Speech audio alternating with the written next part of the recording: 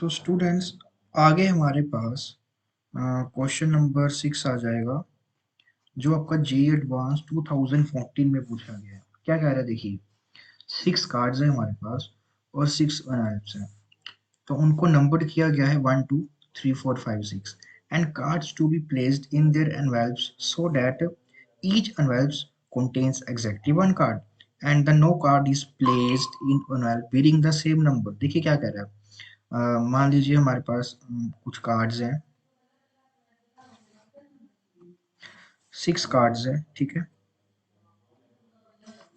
तो मैं मान लेता हूँ कि पहला कार्ड C1 है, दूसरा कार्ड C2 है, C3 है, C4 है, C5 एंड C6, ठीक है। पहले इनको जो एनवल्प में डाला गया है वो मान लीजिए E1 में डाला रखा है, फिर उसको E2 में डाल दिया और फिर इसको E3 में डाल दिया, फिर यहाँ पे इसको E4 में।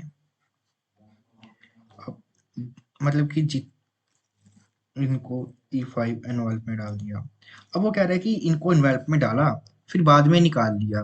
फिर अब वो पूछ रहा है कि कितने केसेस बनेंगे जब C1 बस E1 में ना आए, C2 E2 में ना आए। मतलब कि जो ये कार्ड्स हैं वो अपने किसी भी रेस्पेक्टिव दोबारा से इसमें नहीं आने चाहिए। तो बेसिकली ये डी अरेंजमेंट का हमारा क्वेश्चन है, ठीक है। तो इस तरह की टोटल वेज निकालने का हमारे पास एक फॉर्मूला होता है, डेट इज जिसको हम डी अरेंजमेंट का फॉर्मूला बोलते हैं। तो वो फॉर्मूला क्या होता है, D N. N means number of things, कितने ले रहे हो आप एट अ टाइम। तो इसका फॉर्मूला होता है हमारे पास n factorial into one by one factorial plus 1/2 factorial minus 1/3 factorial plus 1/4 factorial and so on. तो ऐसे ही आपका चलता रहेगा 1/n फैक्टोरियल तक, है ना, चाहे वो प्लस था चाहे minus, depending on the n। अब डीअरेंजमेंट तो हम टोटल निकाल लेंगे। अब ध्यान से देखिए, अब इसमें बेसिकली होता क्या है कि अगर C1 को मैंने इसमें नहीं रखा, तो मान लीजिए C2 को पर्टिकुलरली मान लीजिए E1 में रखा, है ना। तो अब ऐसे कितनी वेज होंगी जब मैं इनमें से C2 को E1 में रखूंगा, ठीक है। तो वो बेसिकली क्या होता है कि जितना आपका डी अरेंजमेंट होते हैं, डेट इज डी एन हो रहा है, उससे आपने अब जितनी चीजें मेरे पास पड़ी हैं उससे एक कम लेना होता है।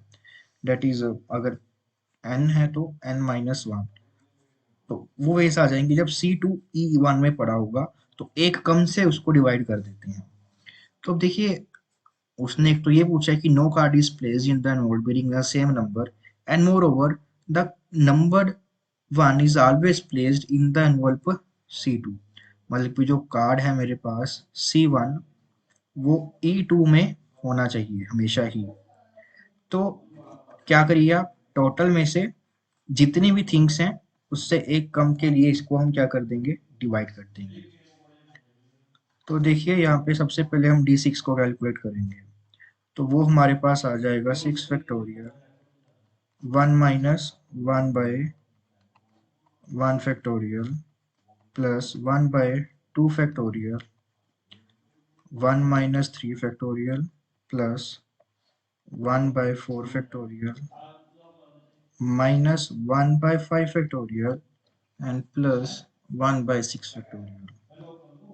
तो आप इन सभी को कैलकुलेट कर लीजिए, तो आपके पास आंसर आ जाएगा 265। पर जो टोटल है मेरे पास यहाँ पे, ये तो टोटल रीअरेंजमेंट आ गए। तो फाइनल आंसर कैसे निकालेंगे, 265 माइनस टोटल थिंग 6 है, तो उसमें से एक से माइनस कर दिया, अगर पर्टिकुलरली हो कि इस चीज को इसी में ही आना है ना, तो ये उसका फॉर्मूला होता है। तो 5 से इसको डिवाइड करके आपके पास 53 आंसर आ जाए। That is option number C, इसका सही आंसर होगा बच्चा।